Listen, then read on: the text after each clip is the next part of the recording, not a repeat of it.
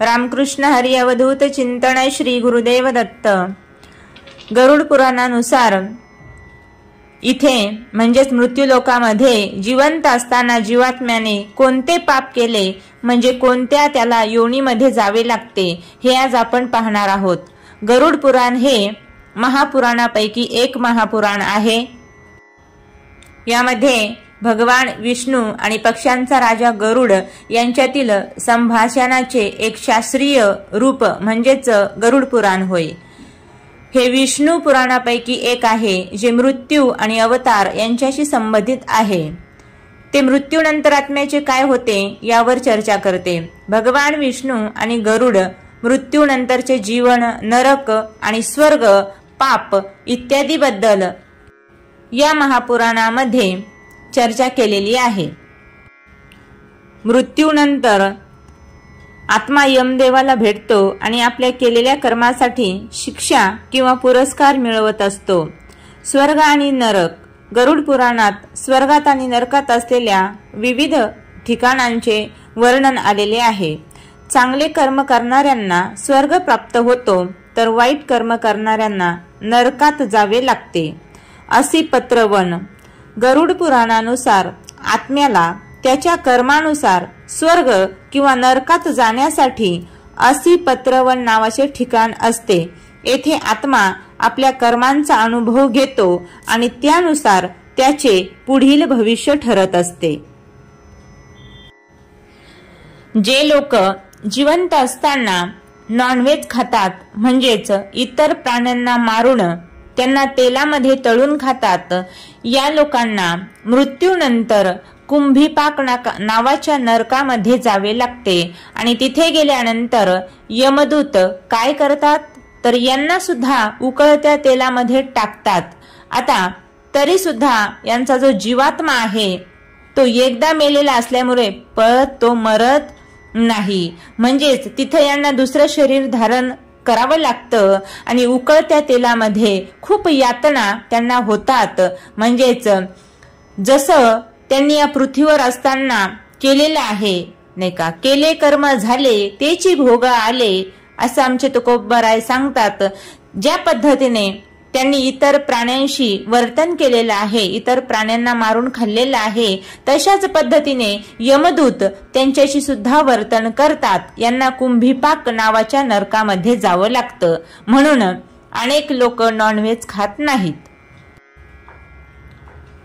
दुसरी गोष्ट म्हणजे जो जीवात्मा म्हणजेच पृथ्वीवर जिवंत असताना जगत असताना दुसऱ्याचं धन हडप करतो नाही का, दुसऱ्यांना फसवतो आणि दुसऱ्यांना इतरांना फसवून ज्याने धन कमवलेलं आहे किंवा सावकारी करून लोकांना उसनवारी करून त्यांच्याकडून जास्तीचं धन वसूल केलेलं आहे, भावाने किंवा बहिणीने आपल्याच भावाचं घर, शेत किंवा प्रॉपर्टी दुसऱ्याचं आहे, आपल्या भावाचं किंवा बहिणीचं, पण ते जर आपल्या नावावरती करून घेतलं, जबरदस्तीने जर हे केलेलं असेल किंवा कोणत्याही प्रकाराने कोणत्याही कारणाने इतरांचं धन जर हडप केलं असेल तर अशा व्यक्तीला रौरव नावाच्या नरकामध्ये पाठवलं जातं। आणि या नरकाचं वैशिष्ट्य असं आहे,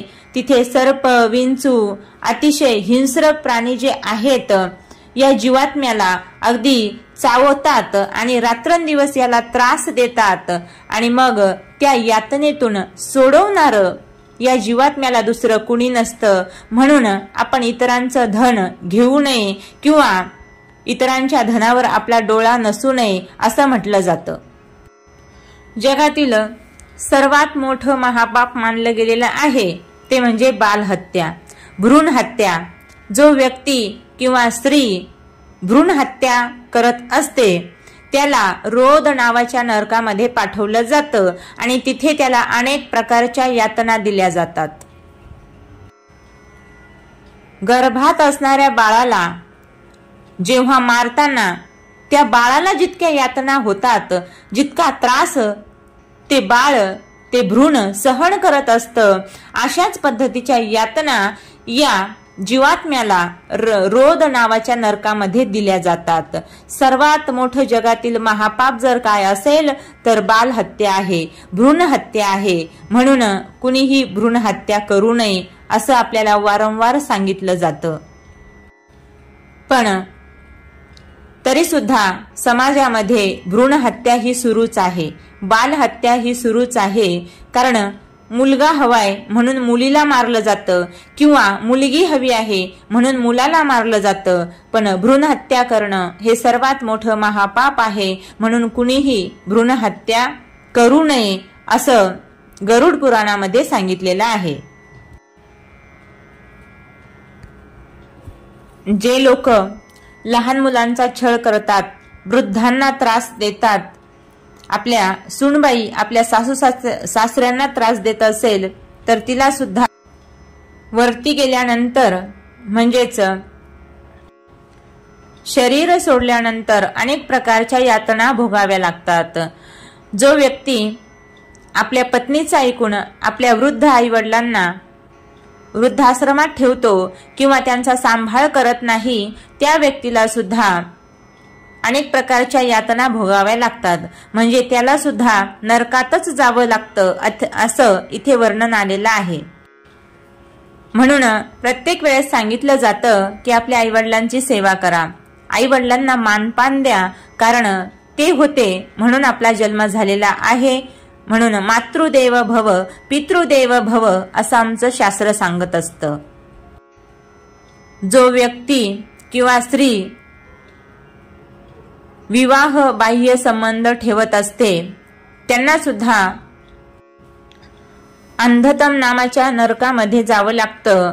आणि पुरुष दुसऱ्या जन्मामध्ये स्त्रीसंग केल्यामुळे विवाह बाह्य संबंध ठेवल्यामुळे नपुंसकाचा त्याला जन्म मिळतो। आणि स्त्रीने जर विवाह बाह्य संबंध ठेवले तर ती सुद्धा वटवाघळ असेल किंवा जंगलातील एखादा प्राणी, या प्राण्याच्या जन्माला तिला जावं लागते।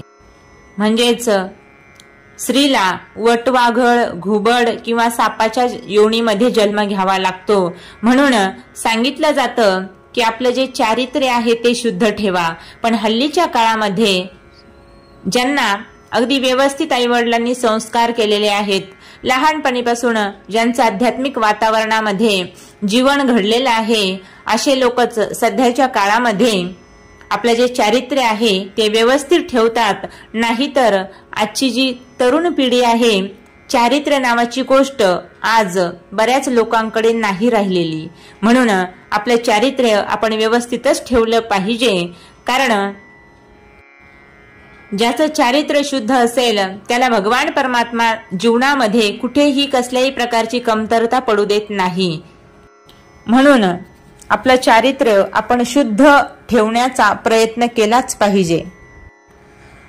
जो व्यक्ती धनवान आहे, धनवान असूनही गरिबांना मदत करत नाही आणि दिनावर दया करत नाही किंवा जे गरीब आहेत त्यांचं शोषण करतो, त्यांची विटंबना करतो, आपल्याजवळ पुरेसे पैसे असताना सुद्धा इतरांना देत नाही किंवा आपल्या धनाचा अगदी चांगला प्रकारचा उपयोग करत नाही,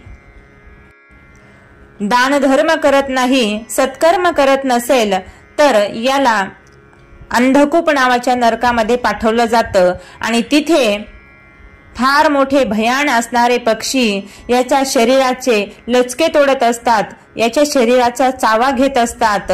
म्हणून प्रत्येक वेळी सांगितलं जातं की आपल्याजवळ जर धन असेल, नाही का, थोडंसं जरी धन असलं तरी त्यातून सत्कर्म घडलं पाहिजे, गरिबांची सेवा झाली पाहिजे, अन्नदान झालं पाहिजे। आर्थिक सामर्थ्य असेल तर गरिबांची आपण मदत केली पाहिजे असं सातत्याने आपण ऐकत असतो। ते कशासाठी? तर याच्यासाठी की आपल्याला भगवंताने आपण जर इथे सत्कर्म केलं तर वरती गेल्यानंतर चांगली जागा भेटावी म्हणून। आणि शेवटचं, जो व्यक्ती आपल्या शरीराचा अभिमान धारण करतो, जो दिसायला सुंदर आहे किंवा स्त्री असेल तर ती सुद्धा दिसायला सुंदर असेल, तर कुरूप स्त्रीचा अपमान करत असेल किंवा द्वेष भावनेने ईर्षेने इतरांकडे पाहत असेल श्रीमंत व्यक्ती असेल तर गरिबांशी द्वेष करत असेल, वरिष्ठ अधिकारी असेल तर आपल्या नोकरांशी अगदी द्वेषाने वागत असेल, तिरस्काराची भावना ठेवून वागत असेल, खालच्या दर्जाचं त्यांना मानत असेल, एखाद्या काम करणाऱ्या बाईला तिच्या घरातील तिचा मालक किंवा मालकीण द्वेषाच्या भावनेने, रागाच्या भावनेने बोलत असतील, मालक आपल्या नोकराशी द्वेष करत असेल, दंभाने वागत असेल, अहंकारयुक्त अंतकरणाने वागत असेल, म्हणजेच माझ्यासारखा कुणीच नाही, नाही का, गर्वाने वागत असेल, तो गर्व कशाचाही असू शकतो, संपत्तीचा गर्व असेल, ज्ञानाचा गर्व असेल, धनाचा गर्व असेल, नाही का, प्रॉपर्टीचा गर्व असेल, किंवा सुंदरपणाचा सुद्धा गर्व असतो, किंवा एखाद्याला पदाचा सुद्धा गर्व असतो. आपण खूप मोठ्या पदावर आहोत म्हणून एखाद्याला कुठल्याच प्रकारचं पद नसेल तर अशी लोक काही असतात सातत्याने इतरांना हिनवत असतात. म्हणून जे अहंकारी आहेत, अहंकार बुद्धीने वागणारे आहेत, त्यांना सुद्धा भगवंत नरकातच जागा देत असतो. म्हणून आपण कुणाशीही द्वेषाने, दंभाने, अहंकार बुद्धीने वागू नये असं आपल्याला सांगितलं जातं. म्हणजेच काय तर जीवन जगत असताना सत्कर्म करावं, भगवंताचं भजन करावं, इतरांना होईल तशी मदत करावी आणि कुणाशीही म्हणजेच दंभाने, अहंकारयुक्त अंतकरणाने वागू नये, कुणाशी उद्धटपणे बोलू नये, नाही का, सर्वांशी प्रेमाने वागावं. असं ज्याचं वागणं आहे, ज्याचं वर्तन आहे, त्याला भगवान परमात्मा आपल्या जवळ स्थान देतो. म्हणून आपल्यालाही जर जीवात्मा आपण सोडून गेल्यानंतर किंवा हे शरीर आपण सोडल्यानंतर भगवंताने आपल्याला आपल्या जवळ बोलावं असं जर वाटत असेल तर आपण सुद्धा आपल्या जीवनामध्ये सत्कर्म केलं पाहिजे, इतरांशी प्रेमाने वागलं पाहिजे आणि जोपर्यंत श्वासात श्वास आहे तोपर्यंत भगवंताचं भजन केलंच पाहिजे. एवढंच या व्हिडिओमध्ये आपल्याला सांगणं आहे. रामकृष्ण हरी. अवधूत चिंतन. श्री गुरुदेव दत्त.